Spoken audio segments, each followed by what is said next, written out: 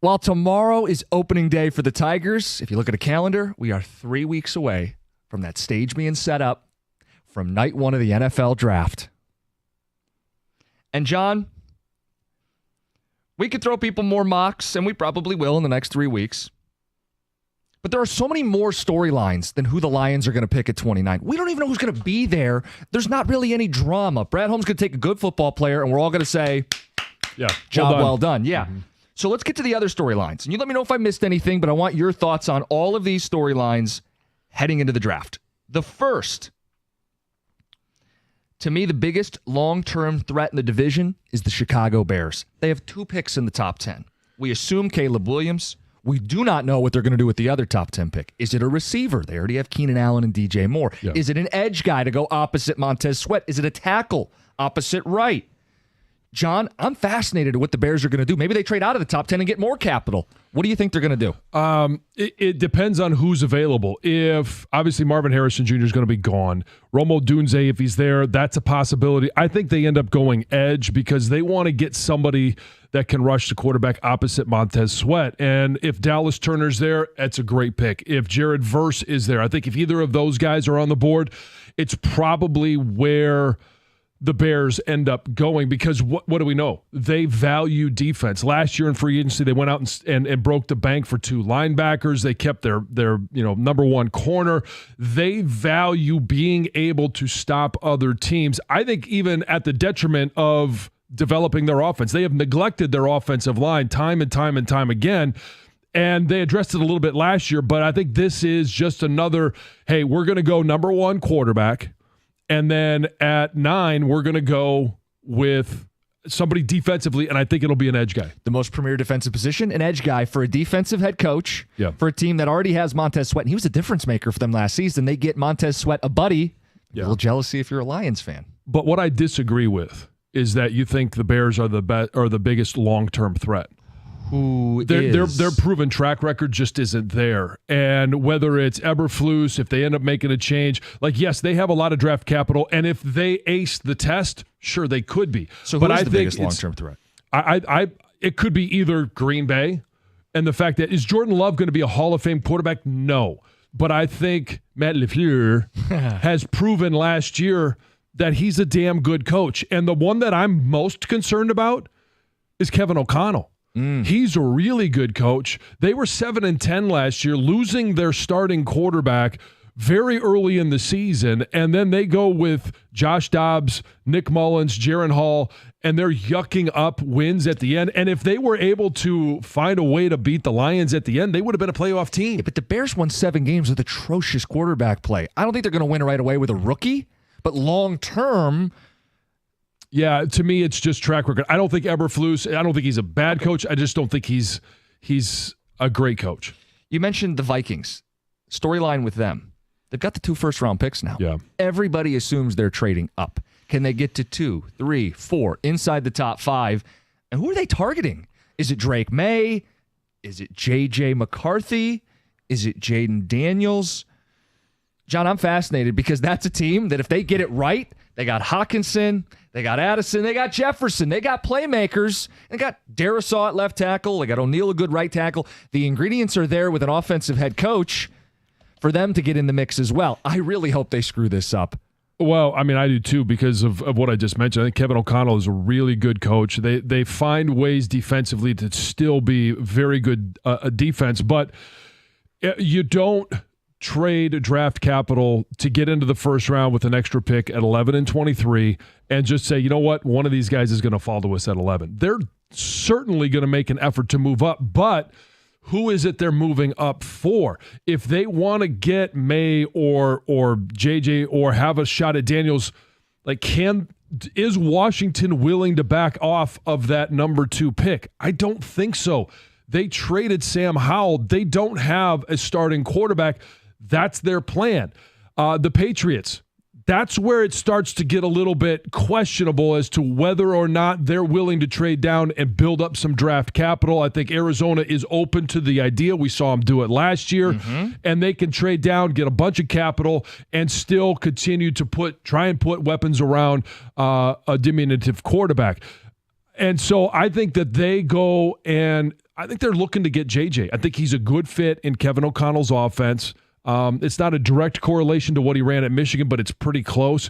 They're a team that wants to run the ball, play action pass, and if Hawkinson, if he's able to return from, his ACL, which is probably down the road. I mean, this is going to be kind of a wash of a year. I think long-term, JJ in Minnesota is probably your answer. Is that his best fit? Because that's a whole different storyline for me, is where does JJ end up? Teams like the Broncos and the Raiders also need quarterbacks. Is there a chance someone as Washington falls in love with him? What's the best fit for JJ? Oh, I mean, the best fit, I think the best fit is going to be Minnesota. I think, and that's a coach.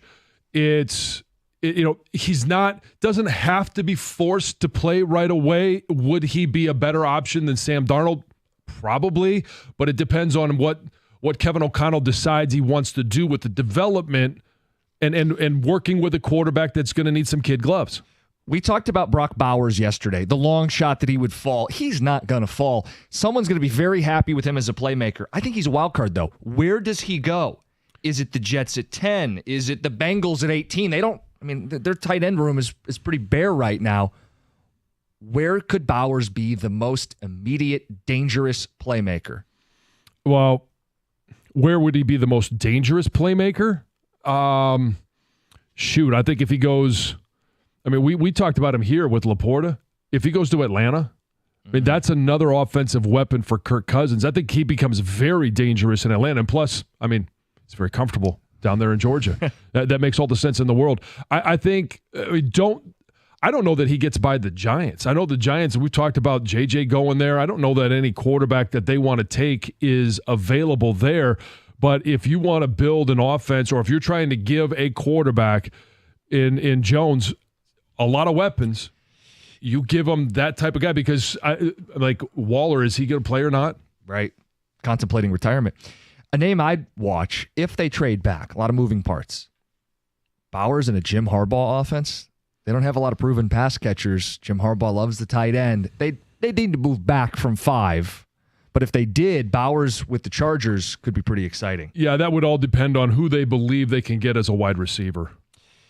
Speaking of adding a wide receiver, the Chiefs, they've only drafted one offensive player in the first round since Mahomes in 2017. It was Clyde Edwards-Helaire. Yep. Not exactly a hit. This feels like the year they add a playmaker in a group of deep wide receivers.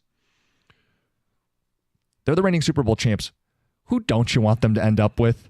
Oh, well, I could tell you who I don't want him to end up with is Xavier Worthy. Now, I don't think Xavier Worthy's a first-round talent, and they may take him, I don't know what their draft board looks like, or their pick second or third, but he's going to probably be a second-round pick. That speed with the ability to hit Travis Kelce underneath. Who knows what happens with Rice and then his off-the-field issues going on. But that, to me, is it's just another weapon that I don't want Patrick Mahomes to have. Another guy, A.D. Mitchell, you talk about a big receiver. Same team. So you're picking between big and physical, can go up and get the 50-50 ball versus just straight-out speed. Texas was loaded at receiver. And I had a Lions note here. I want to know their offensive line succession plan. Doesn't have to be at 29. I'd prefer it. But I do think, John, we need to see them invest in the offensive line with one of those first 3 picks in the top 75. And I'm almost certain that they will. The starting 5, okay, that's pretty well set. And Owosika, good at being able to come in and back up. What do they think about Sorsdahl? 5th round pick last year out of William and Mary. We saw him a little bit. He kind of held his own and he grew throughout the season, but is he a guy that they think can grow into being a backup at both guard positions, or possibly another couple of years down the road as a starter? That's going to be the big question. But yeah, Frank's injuries, and Graham Glasgow's no spring chicken. Obviously, Kevin Zeitler's no spring chicken. So they do need to address in the first couple of rounds somebody that can come in and be a reliable guard to back up. Did I miss anything? What are you guys excited about? We got 21 days, 3 weeks until the NFL draft. The Lions at 29, well, there's not a lot to discuss there. We're pretty confident they're going to get it right. We don't even know who's going to be there. What are the other storylines that you care about leading up to the draft. 248-539-9797. It's 97.1. I can tell you what I know we care about is that our lawn is going to start greening up. It's going to look great around here. Trees are going to bud. They're going to bloom. And if you want to have the best lawn on your street, you got to give Natural Way Lawn and Tree Service a call. Get green, stay green with Natural Way. That number, 888-GET-GREEN, or on the web at naturalwaylawn.com for a purchase for a limited time only, a full lawn program. You're going to get free grub control, but you got to mention my name along with 97.1 the ticket. And here's some of the highlights of what you get when you hire Natural Way. You're going to get a company that's going to use fewer chemicals and environmentally sound practices. They're going to assign your lawn its own specialist. They're going to custom tailor a solution specifically for your yard and your home because everyone's is a little bit different and needs something different, and they're going to send out certified applicators and arborists to perform that custom tailored plan. They've been locally owned and operated for over 3 decades, so they know exactly what they're doing, and they're going to give you a 100% satisfaction guarantee. They're so confident that they can get the job done, and make sure you call them now because if you start to see crabgrass, it's going to be too late to fix it. It's easiest to fix it now than before you see it. So give them a call at 888-GET-GREEN or on the web at naturalwaylawn.com. Natural Way Lawn and Tree Service. Get green, stay green with Natural Way.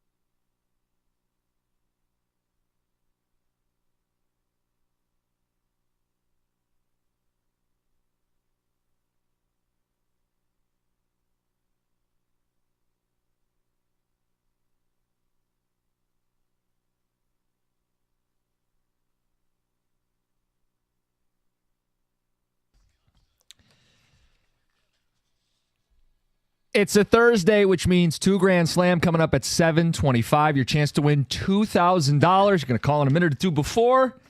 Get yourself a chance to win a bunch of money. We brought up draft storylines. We are 3 weeks away from the draft in Detroit. And I said, outside of the Lions, what are the storylines you guys are most interested in? For me, it was a couple teams in the division. Bears with 2 picks in the top 10. Vikings with 2 first-round picks to trade up. The quarterbacks, the playmakers, the Brock Bowers of the world. What are the Chiefs going to get up to at 32? That's the biggest competition for anybody in the league, the defending champs.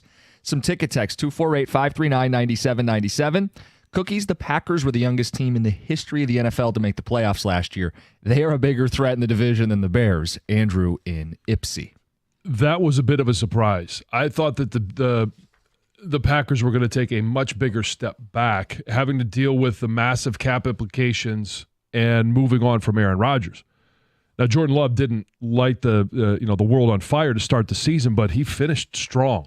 Mm-hmm. And now the question for them is, what do they do to protect him? Because they've lost a couple of offensive linemen, had some injuries, and I think they addressed the O-line in the draft, but don't sleep on the Packers. Hope the Vikings screw it up. That'd be the case if they take J.J. McCarthy. Bum, period. Okay. When you're drafting a quarterback in the first round, they could all end up being bums. I was going to say, look back a few years ago. 21. Yeah. I think it's important you set the guy up for success, and I do think Minnesota would be the ideal landing place for J.J. McCarthy. I was with you with that. I think the other big storyline, or one of them, is what are the Jets going to be this year? Well, they're all in, right? Well, they're all in, and it's when you look at, Aaron Rodgers recovering from the Achilles injury. They thought that was going to be something big last year, and obviously he played, 4 or 5 plays. And now you're looking at it going, what are they going to be with Aaron Rodgers?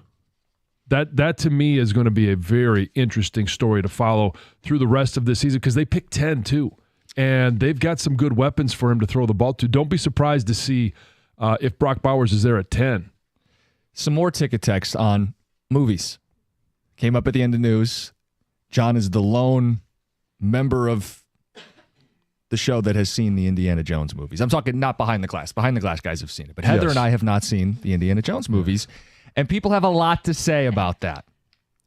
This one says, Jim, I'm 34. I didn't see Indiana Jones until I was way older. I was skeptical, but it's a fantastic movie. The score is iconic. Yes. I mean, everybody knows the Indiana Jones movie. Mm-hmm. It says, I do outdoor movie night, and last summer I showed Indiana Jones. It was horrible. One of the worst, most boring movies ever. I didn't say which Indiana Jones movie. Yeah, I mean, that's the thing, is there's a number of different Indiana Joneses. Now, the one that I'm not a huge fan of, it's still very entertaining, is the Crystal Skull. Not a huge fan, but they were all very entertaining.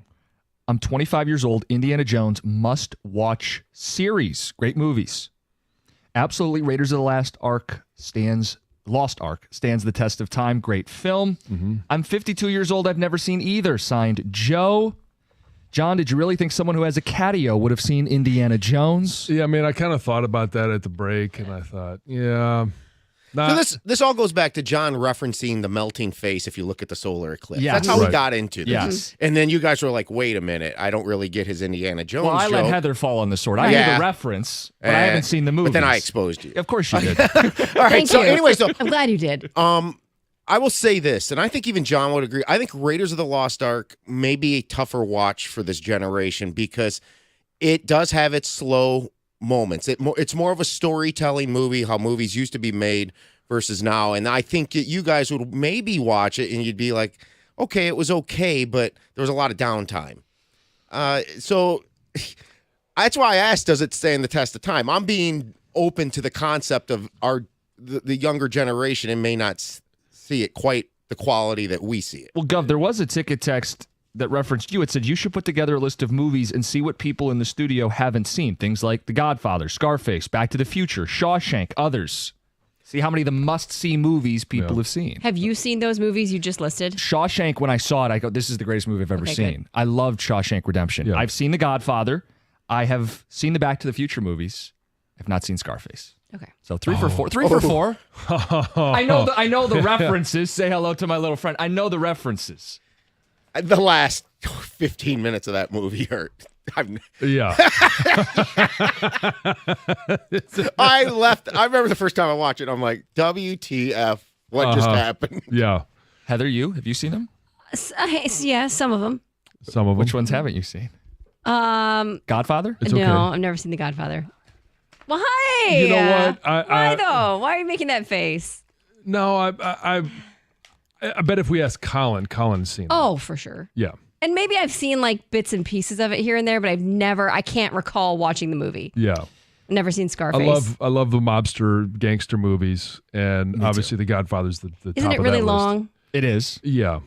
I think we need this topic about July 9th. Right. So I don't want to waste it, Let's but I not waste definitely it. have one that I should have seen that I didn't. Okay. Everybody has the one you should have seen. But I love those mobster movies. Goodfellas, another one. Mm-hmm. I had Kelsey watch that the other day, and she hated it. I go, but this is cinema. This is Cinema. I can only imagine the argument in the. She's like, why are we Costa watching this? It's a house. long movie. This is cinema. This is cinema. Texter says, Cookies, my 6-year-old daughter has seen Raiders of the Last Ark. Man card gone, Trevor, in Rochester. That'd be Lost Ark. Did I say last You again? keep wanting to say last. That's yeah, okay. Yeah. That's okay. He's never seen it. They said lost. I don't know how to read. Yeah. This That's is okay. a sad It's okay. realization Yeah, at yeah. 7 in the That morning. would be the Indiana Jones and the Last Crusade. Last Crusade. Yeah, Lost Ark. The Lost Crusade. Yes. Yes. There's some pushback. Matt in Madison Heights says it's not slow. Lost Ark is not slow. It bounces from action to action. It's not Citizen Kane. Rosebud. I've seen that. May I just say this? I was simply trying to be the devil's advocate to the same thing, okay? In terms of why would you nitpick apart a classic movie? I think it's one of the all-time greats. I do. I'm just trying to look at it from the other lens. Well, Can you ever say anything without like being nitpicked apart? Tom, you read the but ticket here's text. the You know thing. how this works. Oh, yeah, that's right. Yeah. Like somebody just said, I think the Avenger movies are all-time classic. I think they're great movies. I don't think they're all-time classics and must-sees for people. But it's generally the sequel that you're like, they should have stopped with the first one. I think the Temple of Doom is better than the Lost Ark. I think the Last Crusade is better than the other two. The Last Crusade is my favorite one, and some of that is because I'm a huge Sean Connery fan, and having those two guys, Harrison Ford and Sean Connery, on the same screen is they do great work. And I would maybe argue that was one of his last really great performances in a pretty big role. Sean Connery, Yeah. Did that come before? What was the one with Nick Cage? Oh, well, we're Rock, opening up yeah. too many cans. Is that really on the level? No, it's not on the level. No, but That's Cheese Fest. Yeah, it just. But Sean Connery, I don't know. Just when he speaks and when he acts, like you're looking at a great actor. As I said, we have 2 Grand Slam coming up at 7:25. We got some text coming in, phone call or two. I want to get John's thoughts on this this Final Four storyline. DJ Burns, he's the big guy at NC State. Everybody falling in love with him. He knocked out Duke.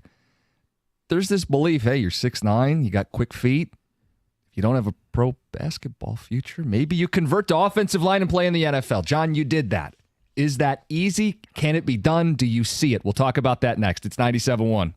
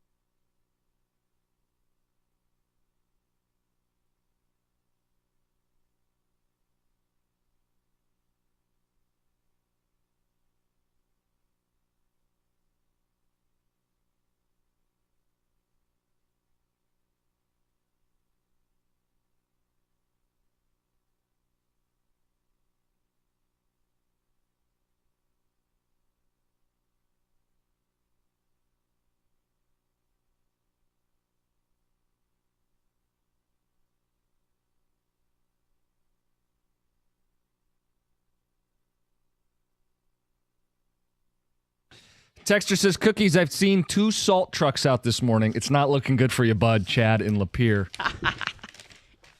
People are on the lookout. As they should be. Some text on the movies. John, your thoughts on DJ Burns. He says he's not close-minded. Can a guy make that transition from being a good college basketball player? Big guy, 6'9", 275. Could he play tackle, guard in the NFL? I mean, can he? Sure, he could. The question is, how long would it take for him to get there? And I'll give you the most recent. Now, it's not an exact correlation, but Jordan Mailata, who is the starting left tackle for the Philadelphia Eagles, and a lot of people would talk about him as, and maybe not top 3 left tackles, but probably 5 or 6. He had never played football until he was drafted by the Philadelphia Eagles. He was a rugby player. He was a 7th-round pick, and when they picked him, I was like, oh, wow, I kind of like that pick. The difference is he's coming from a sport that has a very similar mindset. And in terms of physicality, in terms of just an aggressive mindset, a violent mindset. And I think that's where DJ Burns might not be able to make that transition. Physically, is it possible? Could you turn a guy that's 6'9", 275 into a 6'9", 320 offensive tackle? You probably could. But how many resources is a team willing to put into a guy like that on the gamble that maybe he's a backup? Yeah, he's going to pursue his NBA path first. Yeah. And some people have made the Zach Randolph comparison. They're built similar. Zach Randolph, I don't know if his game is as much modern NBA anymore. The game has changed so much. If Burns is 6'8", 6'9", doesn't have a knockdown jumper. He had a couple mid-range against Duke, but doesn't have a knockdown jumper. He's in an awkward spot for the NBA. So that's why people have asked, like, is there a better way for him to maximize his athletic prowess? But, John, my first thought is teams don't want to get their quarterback killed. To me, it feels like a tough transition from basketball to offensive tackle. We've seen guys go basketball to receiver or tight end, but to tackle where there is technique, where there is, I mentioned low man wins, and you got to be stance and hand placement. Well, to learn all of that from basketball. Rugby, I get. Basketball feels like a tall task. Well, and you start talking about the technique, and there's a different strength that you need to play football than you do to play basketball. You know, and is he a guy that's just a big guy? How strong is he? You know, can he translate? Does he even like physical contact? Like there is that in football as well. And people can say, oh, well, yeah, they bang down low and you know, the big guys. No, it's not even close to the same. So again, but that's more of a mentality, because if you don't have that mentality and you don't like that physical contact, then you're never going to do what it would take to transition from being 6'9", 275 to have to get in the weight room, put on that, and just to go bang your head against a wall 75 times a game and you know, countless times during practice. Like I don't know that that's something that he would even mentally or physically be built for. Some ticket text, 248-539-9797. Some thoughts on the movies and more. One says, Cookies, it's snowing in Gaylord. Dan and Belleville. But it's not Metro Detroit. On the Indiana Jones front and movies, Scarface is a good movie, but it doesn't belong in the same sentence as The Godfather and Shawshank Redemption. We agree with that? Say that again? Scarface doesn't belong in the same sentence as The Godfather or Shawshank Redemption. Someone had lumped them all in as movies that you need to see. Well, okay, so yeah, you need to see, but yeah, in terms of how good they are, yeah, I wouldn't say they're in the same sentence. Texter says, I showed my son Pulp Fiction when he was 12. He laughed like no tomorrow, but my friend said he'd be corrupted for life. He's 21, 4.0 college student, huge Tarantino fan, Steve in Livonia. All worked out. Being over 30 and not having seen Godfather or Scarface is embarrassing for you. Well, I've seen 50% of that list, so I'm only 50% embarrassing. I don't feel embarrassed at all. Yeah, but they're kind of more, I don't mean this in a bad way. They're dude movies. They're not a girl movie, kind they're of not dude chick movies. movies. Yeah, they're not chick flicks. Yeah. Oh, All right. Oh, yep. That's where we are. I thought we were going to go to news. That's what she was like. All right. It's like it wasn't that awkward for Heather. We don't have to sidestep into news. Uh-huh. John, you're on crack. If you think Temple of Doom is better than Raiders of the Lost Ark, get some glasses. I have those for Monday. I'm not going to die on that sword. You could make arguments either way. That's more of a personal preference. I think they're all great. I've seen them all. I've watched them all. The whole Crystal Skull one, like, it's not my favorite, but I still like watching. And here's one of the other things about the Indiana Jones movies is there is constant action throughout. They're not boring, and they're ones that you can show your kids. There's no bad language. And so they're just kind of wholesome, good movies. Texter says, John. Oh, it's about you. Except for the face melting off. Maybe not kid-friendly. Voodoo dolls. Last Crusade is one of Teddy's favorite movies. What is Teddy 3? Sounds like John is trying to clone himself a mini-me. No, 2.5. Not even 3. Yeah, 2.5. And he is a big John Wayne fan, too. So there's some mini-me in there. Not only is Jim a fake Italian, but he's never seen my favorite movie of all time. I feel like a disappointed parent right now.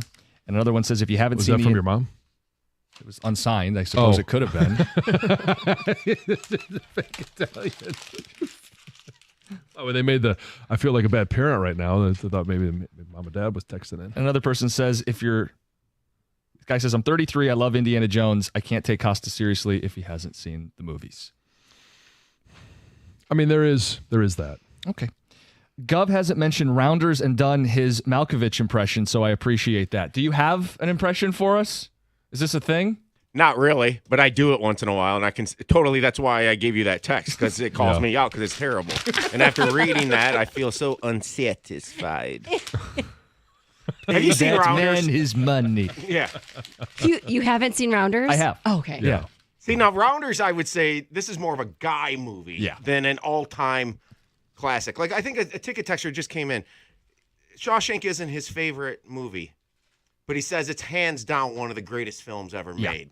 It is just, it's like cinematic porn. Oh. Really, it is. I mean, It's but cinema. not that, but not. Well, That's its own category, Tom. They make that category if you're interested. Yeah, that's its own genre. Right. Cinematic. Get yourself a subscription if you're into that, I guess. Yeah.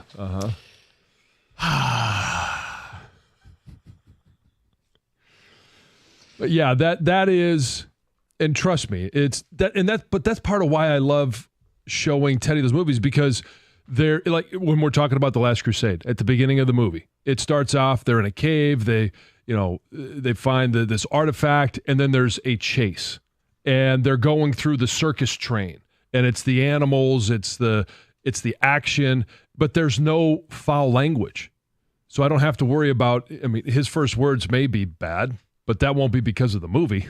Because of different reasons.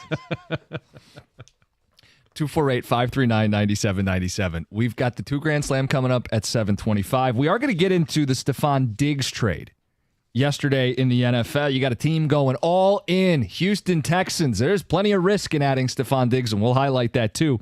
But it is a stark contrast to the offseason the Lions have had. More of a slow, methodical, like Brad Holmes is doing the slow cooker, right? Setting it for the 8 to 10 hours, making sure all the seasonings get in there and marinate. Texans are in a hurry to get things done. We'll put those two side by side at 7:35. We'll get to Heather's news as well.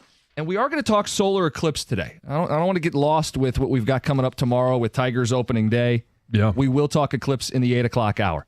Got to get you ready. Yeah, get you ready. Get those glasses. It's 97.1. You want to talk about madness? Moran Chevrolet has mad deals going on right now. 2024 Silverado for $359 a month. That's a 24-month lease, $999 down. And Silverado's perfect for hauling whatever you need, whether that's work or those spring projects around the house. Moran has shipments arriving daily. What does that mean? It means when you show up, they're going to have the vehicle you're looking for. Score your best deal at moranexpress.com. You could shop online or you could check them out. Gratiot, north of 15 Mile in Clinton Township. It's Moran Chevrolet, where you always get the best price, period. Chevrolet. Together, let's drive.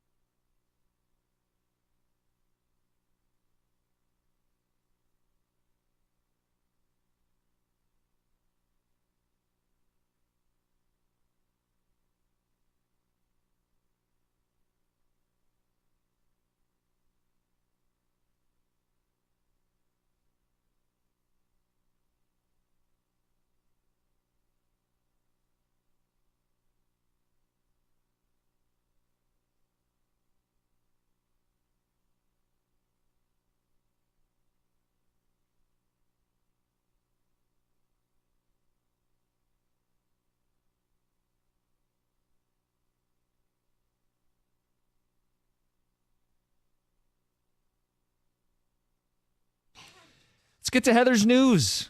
Oh, listen to this. A Rochester woman is facing several felony charges after it's alleged that she stalked a man that she met at the gym along with his girlfriend. So this woman was arraigned on Tuesday on several felony charges, including aggravated stalking and felonious assault. And the story really unfolded last Friday when the man's girlfriend told police that another woman hit her with a gun while she was sitting in her car. And she initially told police that the suspect was a DoorDash driver who came over to ask her about an address, which is how she was in her vehicle when she got hit by this woman.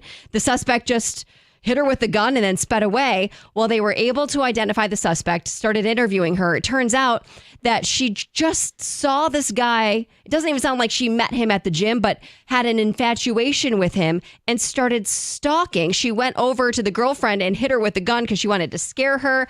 She installed GPS trackers on both of their vehicles and had been stalking them for an undetermined amount of time. Wild. It's a reminder, women can be creeps too. There's lots of creepy people. Yes, without a doubt. Unfortunately, you guys, a driver is dead after a tire flew off of another car and hit them while they were driving on I-94. Happened Tuesday afternoon. A 38-year-old man from Jackson was driving westbound on the freeway when his front driver's side tire came off. That tire went over the median and then hit a vehicle in an eastbound lane. That tire smashed into the man's windshield and his roof, and it caused the roof to cave in on his head. He died there at the scene. 49-year-old man from Dearborn Heights. Obviously, everything is still under investigation. Police say alcohol and drugs did not play a factor in this crash. It sounds like such a fluke. I mean, I'm surprised. I've never seen a tire fly off of a car. Let alone with the force to go over a lane and damage another car. And I'm surprised there were no other, maybe there were, but it's not being reported, other crashes. Because what happens to the guy whose tire flew off? You'd probably lose control of your car. Were you able to kind of pull over? You don't get very far without the tire. Yeah. No, but like that's what I'm saying. Was there I know. any like other swerving accidents? It's a crazy fluke story. Here's a story that I wish I wasn't reporting, but a 5-year-old boy is dead after another child accidentally shot him with an unsecured gun that was found at their grandparents' home. The children were in a bedroom. They found this firearm on Monday. This was a home in Michigan. The little boy who found it, 6 years old, was holding the gun. He accidentally fired it and killed the little 5-year-old boy. Now, the owner of the gun could face charges under Michigan's safe storage law, which went into effect in February. Yeah. And under this law, gun owners must safely secure their guns, especially or in instances where there's children around. And this person, whoever owns the gun, should face charges. This is unacceptable.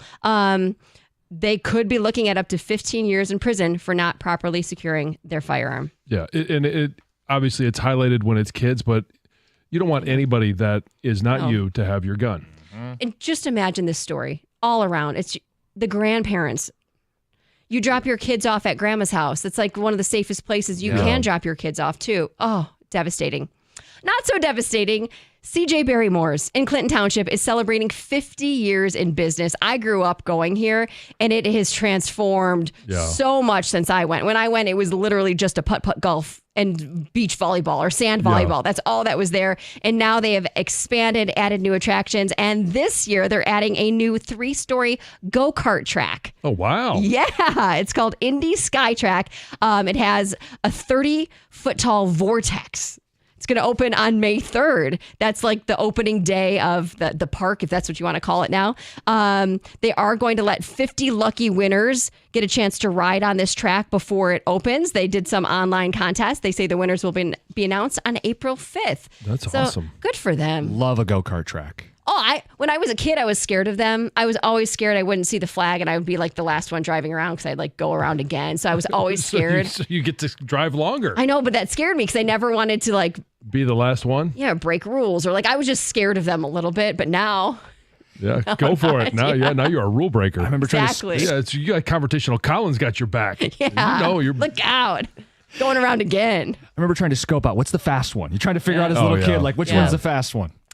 You guys, Batman was arrested for drunk driving last week right here in Michigan. Oh, really? Yes. A Detroit man named Jamal Batman was arrested for drunk driving early Sunday morning in Wexford Township. Batman was hit with 4 charges. His third DUI, driving with open intoxicants because they found a bottle of tequila inside the vehicle, possession of cocaine, and driving with a revoked license.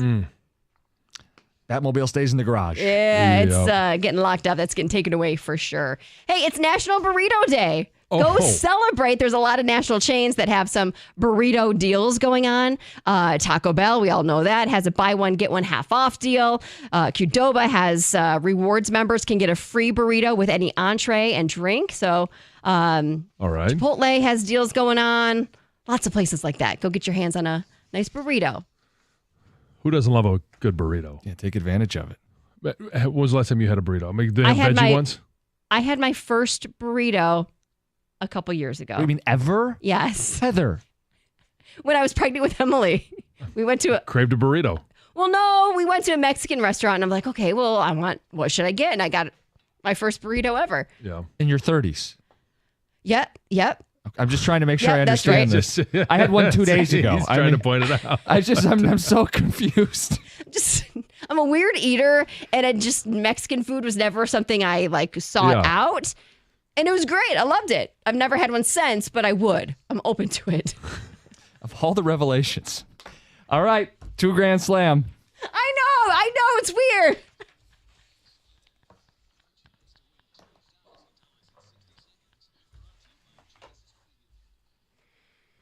All right, you guys. I'm hoping we're going to give away some money today. Yeah. They can go buy a burrito with their winnings if they want. Or a couple.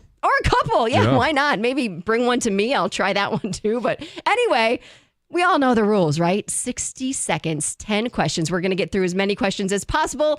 If they don't know one, they're going to want to pass. Use their time wisely. The more they get right, the more they win. $25 for each correct answer. $2,000 for all 10 answered correctly. Our contestant today, John in Troy. John, how you feeling? Good morning. Feeling pretty good. How you guys doing? Good. You're ready to do this. I'm excited. Feeling confident, John? I guess, yeah. Oh, come on. no. You got this. Come You on. got Command this. of presence. We'll Let's ask go. again. Today's your day, right, John? Yeah, today's the day. Heck yes, it is. Let's do this. So, you know the rules. When Heather reads the first question, the clock will start. Are you ready, John? I'm ready. Here we go. The Tigers' home opener on Friday is against this team. Pass. Where did NFL draft prospect Brock Bowers play in college? Georgia. The main campus of the University of Georgia is located in this city. Pass. Who won the 2023 Masters Golf Tournament? Rom. Who is the head coach of the LSU's women's basketball team? McCulkey. What day of the week is the solar eclipse on next week? Monday. This Pistons player scored 50 points last night. Malachi. Where does Iowa play in the women's Final Four tomorrow night? Or who do they play? Pass. Who is the manager of the New York Mets? Pass. Who played Thanos in Avengers Endgame? Josh Brolin. The Tigers' home opener on Friday is against this team. The A's. The main campus of the University of Georgia is located in this city. All right, let's tally them up. I got 1, 2, 7. 3, 4, 5, 6, Seven? 7. Yeah. 7. I know. Hey! 7, yeah. Now, there is a question behind the glass as to scoring on a couple of them. What's the question? The LSU women's basketball coach, I wrote question mark. John gave it your... I gave it an X. Oh. I gave it an X, All and I right. gave the Malachi a question mark. So Malachi Flynn had 50. I feel like we give him Malachi Flynn. The question would be on Kim Mulkey. He didn't say it was Kim McCulkey. Is The question wasn't who played, the character in Home Alone. So we're taking that one off the board. 6 right. So 6. Six John- is still John, great. 6 is right. still good. 6, we haven't done 6 in a while. Yeah, so that's one of our best ones yet. yeah. I'll take it. All right, we'll All put right, you on yeah. hold. We'll get your info. Make sure you get paid. 6.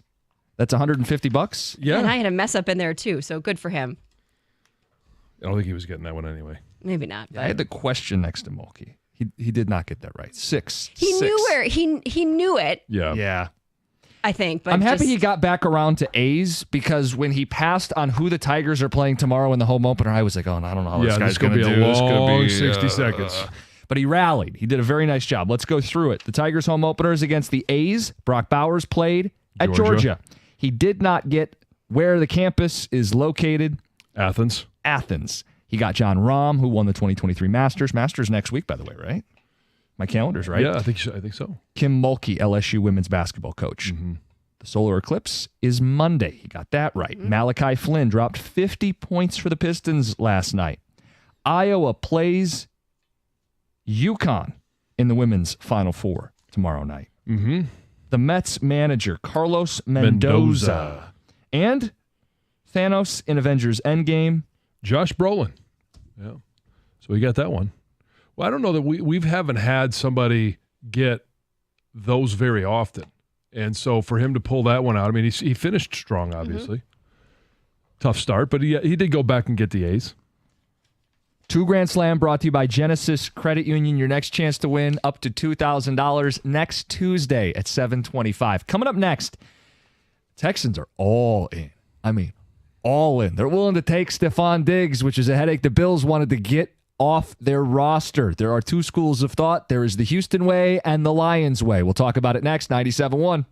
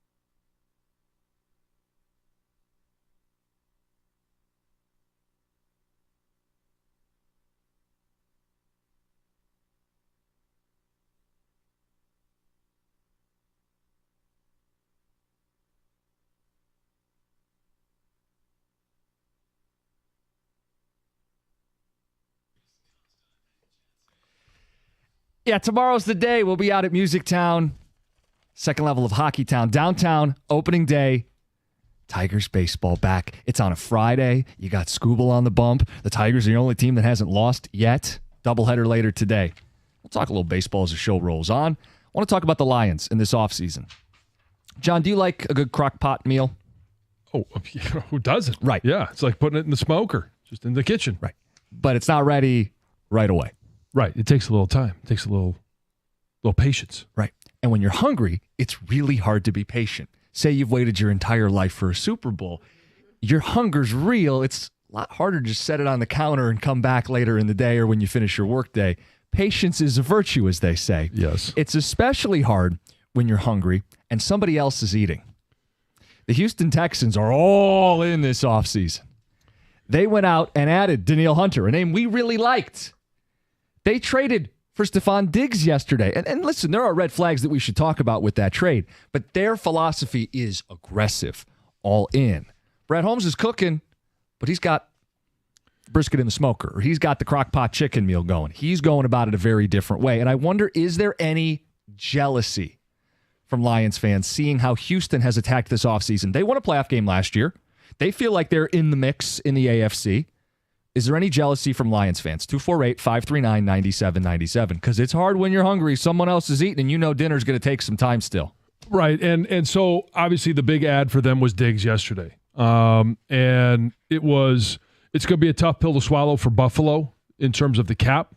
And they've made some additions of Danielle Hunter. We don't have to go through the entire list, but they have tried to improve their roster as much as possible through free agency and now through a trade. We haven't even gotten to the draft yet. I'm not concerned about that. I'm really not. And the bright, shiny object, the toys to play with, those all seem like they're lots of fun. But it all comes down to production. And I'm only going to go back 2 years. But the teams that have spent the most in free agency over the past couple of years, there just hasn't been a whole lot of production from them. And so when you're looking at everything that happened, and obviously last year with Denver, they went out and signed Russell Wilson. How'd that go for him? Not good. And so that I'll actually set Denver a little bit of aside in terms of what they spent and how they went about things. But the New Orleans Saints, the Atlanta Falcons, Chicago Bears, Oakland Raiders, Carolina Panthers, did any of them sound like they're threats? Nope, not knocking down the door to win a championship. All right. And so they went out and spent the most in free agency last year. And, when you go as far back as you want to go, it's rare to find the next Super Bowl winner in the team that's going out and spending the money. The Kansas City Chiefs. All right, other than the year where they signed, Patrick Mahomes obviously doesn't count as free agent money, but they've never been a team that goes out and spends big in free agency.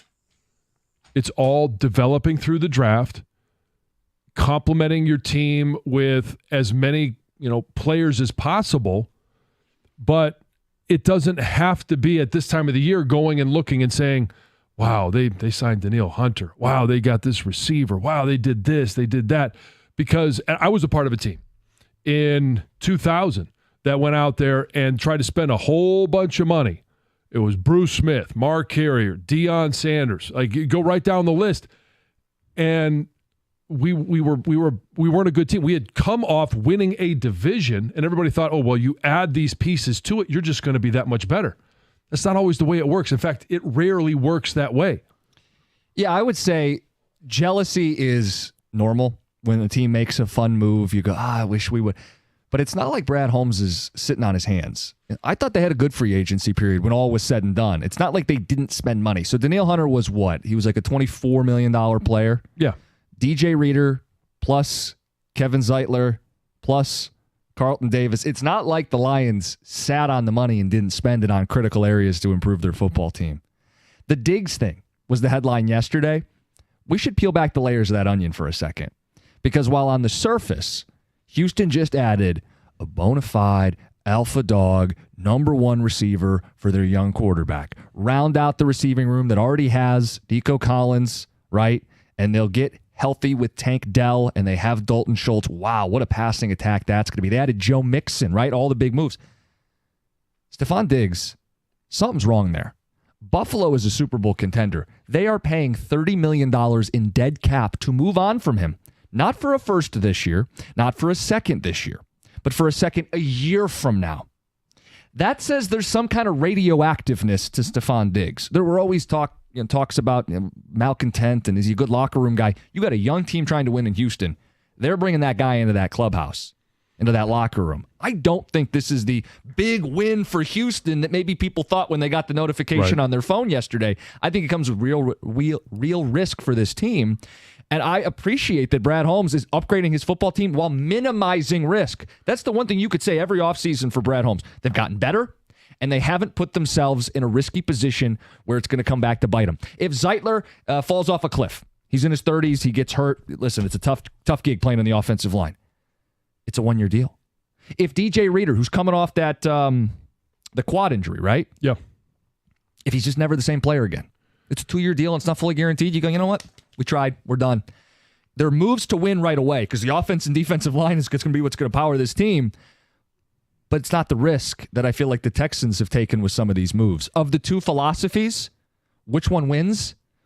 That's the one you want to go with? Yeah. I like what the Lions are doing. I have the initial jealousy that everybody naturally has when someone goes out and makes a move, but I don't have that jealousy as I sit here the next day. I'm happy with what the Lions have done. Well, we have the jealousy because we want the exciting moment. Yeah. And the playoff wins, those are all exciting memories, but the feeling of those has kind of, tapered off a little bit.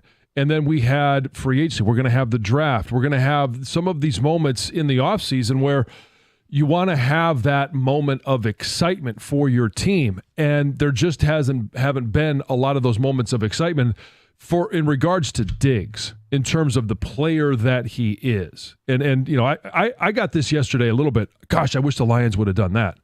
And I instantly was like, hold on a second here. And you start digging into the success or lack thereof that they've had in the first 10 games before Ken Dorsey was fired as their offensive coordinator. Diggs was a guy that averaged 85 to 86 yards per game in terms of receptions. And I think he had, it was like 10 touchdowns. After that, when Joe Brady took over for the remainder of the season, and I know Gov and I, we talked about this at the end of last year. The Bills were a team that were really coming on. Joe Brady, their offensive coordinator, they finally found a bit of a rhythm. Well, Stephon Diggs only averaged just under 45 yards per game. So you're paying this guy all this money, hoping for all this production, but they were 5-5 at the 10-game mark. And then they finally find a way to put together some wins, but you're not utilizing your number one receiver. The math doesn't work out there. Something was up there because he was unhappy despite the fact that they were winning. He just wasn't getting enough. He was still their number one target. It wasn't enough for him. And I think they said enough's enough. We're moving on. They don't have a number one receiver. Yeah. I don't think they have a number two receiver. As the roster currently sits today, it's a tight end who may be the biggest winner in the move. Kincaid, right? The guy they took last year in the first. Who's the next leading receiver? Curtis Samuel? Khalil Shakur? They don't have an option. They don't pick high in the first round either. They'll get who they get later in the draft. They were so fed up with Stephon Diggs. They said, we don't have a replacement plan. We don't care that we don't have anybody else in-house. We don't care that we got to eat the $30 million. We don't care that we're not getting a pick in this year's draft. Get him the F out of town. So keep that in mind. It's a risk that Houston's willing to take because they're not paying their quarterback and they can take some of those chances.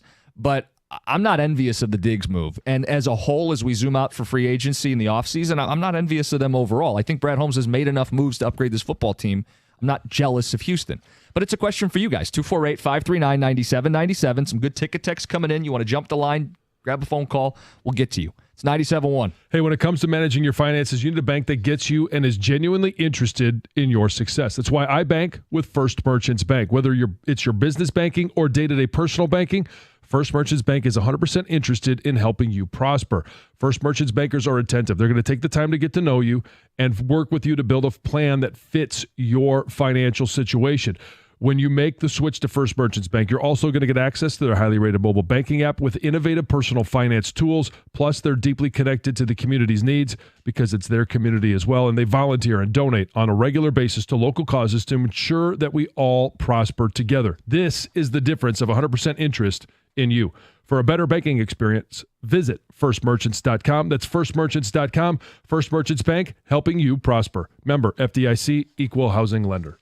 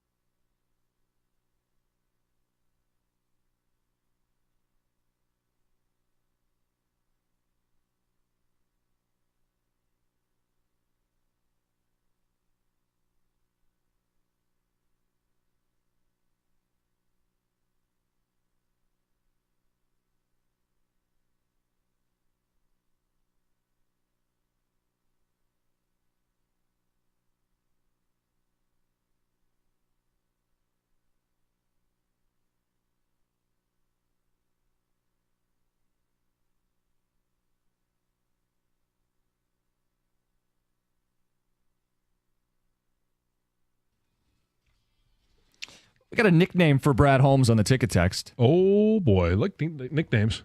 Barbecue Brad. Barbecue, yeah. Take your time to prepare barbecue. Sure. It's not a quick. Listen, Yeah. if you're hungry, there's better options. Yeah, it's probably better than crockpot bread.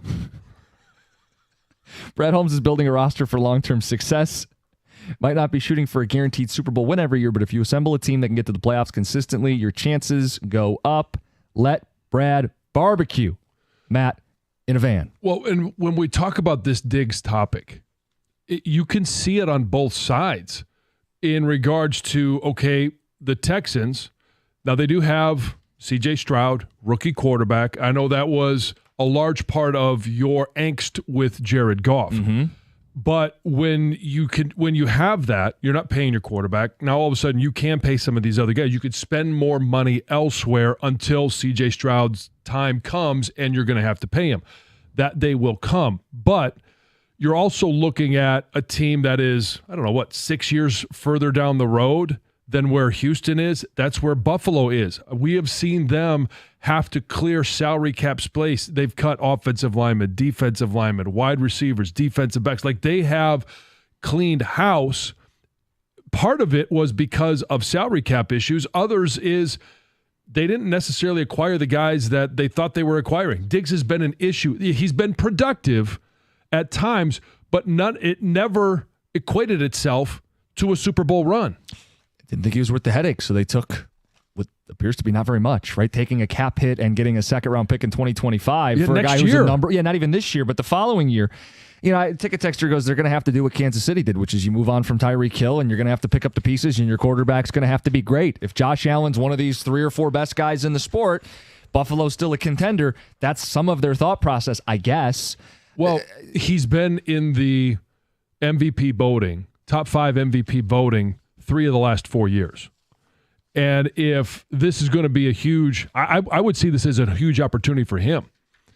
You don't have that top line weapon. Now in the draft, they'll probably go out and get some guys and they'll add some more to their roster, but you're not going to have you're not going to have anybody but like Diggs. Ticket texters on jealousy. That's the question we asked. We said, as you watch Houston make these moves, all in, chase a title moves, the moves that we had talked about at the start of this offseason, is any part of you jealous? Texter says, I'm not jealous at all. Rarely is the team who wins free agency that who wins the Super Bowl, Ben in Kalamazoo. Flip side, didn't the Rams spend a ton of money to chase the Super Bowl, pursuing guys like Von Miller and Odell Beckham Jr. and Jalen Ramsey? Wasn't cheap, plus the Stafford thing. Rams and Bucks never spent big money, guys. Sometimes you do need to crank up the heat, not let it simmer for 8 hours, and go for it.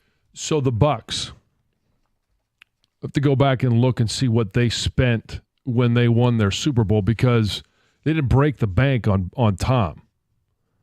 He basically chose that was where he wanted to go. It wasn't the best offer. I'll have to do some research on that. Yeah, the Rams did spend a bunch of money. Yeah. But some of it was trades, some of it was free agency, but they had an experienced quarterback after they were able to acquire Matthew Stafford. They had one of the best defensive players of all time on their defensive line. Aaron Donald, yep. And when they originally started, and they also had an offensive line that could protect Matthew Stafford. When they started to fall apart, that offensive line was either retiring or moving on. Texter says, I'm not jealous of Houston getting Diggs. This is Connor from Clarkston. He says, if there's a team I'm jealous of, it's Tennessee adding Snead, especially after losing Sutton. That could have been a huge pickup for this defense. It is, and it goes to a team, or he goes to a team where you're like, wonder I don't understand what Tennessee's plan is. Oh, yeah. He went there because they paid him, but I don't know why I don't know why he went there. It's a good question as to why they were so aggressive to get him. Yeah, I don't fully understand that one. I'm not really jealous of any other team at this point. I do think there's some questions about Brad Holmes and free agency. I think a championship team is a mix of outstanding drafting and realizing when the timing is right to go for it. I'm not sure that was this year for the Lions. Had they not gone all in on Montez Sweat. Had the Lions not gone in on Montez Sweat, they wouldn't be a championship team. I'm confused. I'm a little confused with that, Yeah. too. Are they saying It's got to be your bowl. If they had didn't pursue Montez Sweat? Is their point that it would have been all in last year and they wouldn't be in the same position this year? No, because you probably re-signed Montez Sweat like the Bears did. Right. And then you have an edge guy opposite Aiden Hutchinson for the next 4 or 5 years. I think when people are looking at and being jealous of a team, that's the one area where an edge rusher, Danielle Hunter, especially for what he signed for. Now, there has been some more reporting rumors that have come out that it was going to be one of the teams in Texas where he's from, or it was going to be back in Minnesota. And he only ended up signing a 2-year deal. And so you may have offered more, and he didn't want to come to Detroit. You can't make a guy play, especially in free agency. That's why they're free agents. They get the power to decide where they want to go, what they want to play for. Texter says, I'm not jealous of who they got, but a little bit regarding the aggressiveness. Wanted to see more aggressiveness from this team. And this is a very profound ticket text, John. Oh. If all you ever do is cook, you'll never eat. John in Tecumseh. Is that like Socrates? Is that Aristotle? If all you do is cook, you'll never eat. Brad Holmes is too busy cooking. At some point, they have to have a meal ready to eat. And I believe that time is coming. I really do. But when? Because we've talked about it. They're going to pay. Could be this year. Well, they're going to pay St. Brown, and they're going to pay Hutch and Sewell shortly thereafter. Goff as well. The opportunity to crank up the heat isn't going to be there in 2 years. They're going to be accounted for.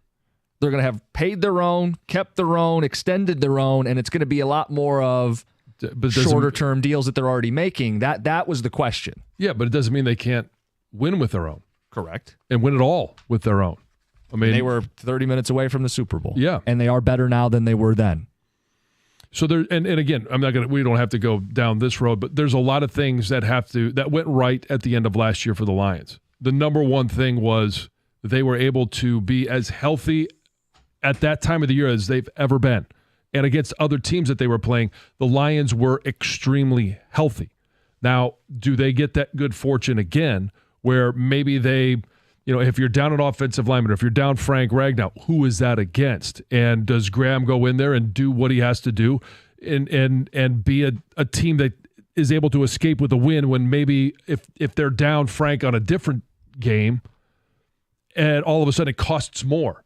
There is some luck involved, and Dan referenced that at the end of the year. Like, it's going to be really hard to get back there. Tom, you were nodding with that ticket texter who had his deep philosophical point about eating versus cooking. Yeah, I mean, eventually the guy's got to take a pretty big chance. Not a huge one. I think the move sitting out there right now, Dave Burkett's been all over this, is potentially trading for Lattimore with the Saints. And that would be, I would rather have them do that any day over Diggs. I think we're all in agreement. Diggs isn't the right fit for here. No. Although he is one of those guys, when he first shows up, he performs, and then you get rid of him before he goes nuclear. I do think this is a nice move for the Texans for this year. I didn't want the Lions to do this, but where's that Lattimore move? Okay, Lattimore maybe doesn't happen. I still think the biggest thing for this team right now and testing the patience of the fan base is there are so many players on this team right now who I don't think have reached their peak in their career. And what's that going to do? There's 7-8 guys that you really would expect to improve on the roster. And what's that do in the win-loss column? It should only go up, right? You should only get better as those guys get better. As your core nucleus grows into their peak. Is there another move? You mentioned Lattimore. Is there another move out there that could be made? Like, this Diggs thing just happened yesterday. Is there a move out there that the Lions still could make? Yeah, to me, it's very clear. And I don't know if it's one that they're going to want to do, or sometimes I mentioned Danielle Hunter. You guys want to be able to make that decision. Stephon Gilmore, is he waiting until after the draft to pick where he wants to play? Because the Lions aren't going to be the only team that are interested in his services. Is he waiting until they're a week into training camp or 2 weeks into training camp when somebody gets desperate? I have to have a corner. I just lost one due to injury. I can pay more now because I don't have any other choice. Like, these guys, everybody says, well, go sign them. Well, you may have made that offer, but that player has to actually sign that contract, and he might not be ready to do that. You got thoughts? Any jealousy? Any remorse? Any regret? As the Lions do it their way and the Texans are more aggressive. We'll get to the solar eclipse, your commitment level for Monday. Should be fun. We'll get to that next. 97.1.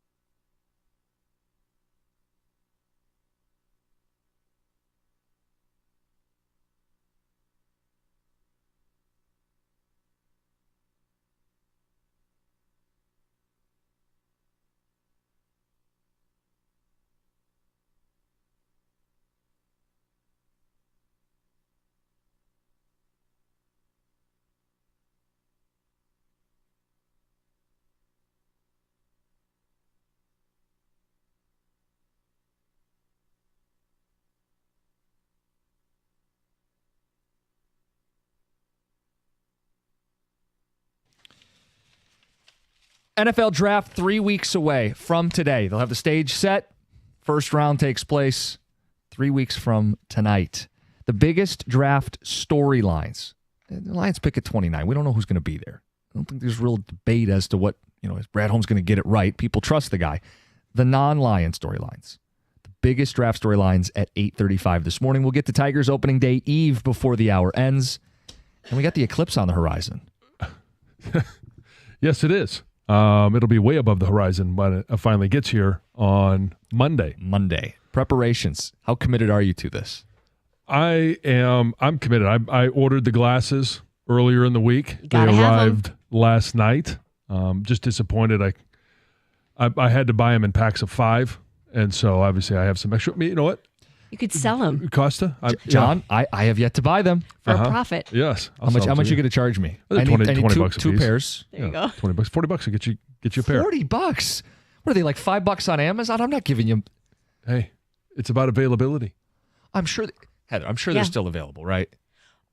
I'm sure they are, but millions and millions of people are expected to travel just to witness this rare event. So you need to get your hands on them now. And I was reading that sometimes you shouldn't buy them off Amazon because they might not be like genuine eclipse viewing glasses. So how you do can I go know? to Walmart, you can go to Lowe's, you can Okay. go to local stores, Well, Menards and maybe. There's different ratings that it's supposed to Yeah, have. maybe. Yeah, so you just check that it has the ratings, and when it arrives, make sure it has the ratings, and you're good to go. But that's what we're asking is the commitment level. I have yet to buy the glasses. I do want to at least take a peek, and I know I'm not supposed to do it unless I have the glasses. Mm-hmm. But then you got people, to Heather's point, who are taking the day off of work. We have someone here who's taking the day off work on Monday. Mm-hmm.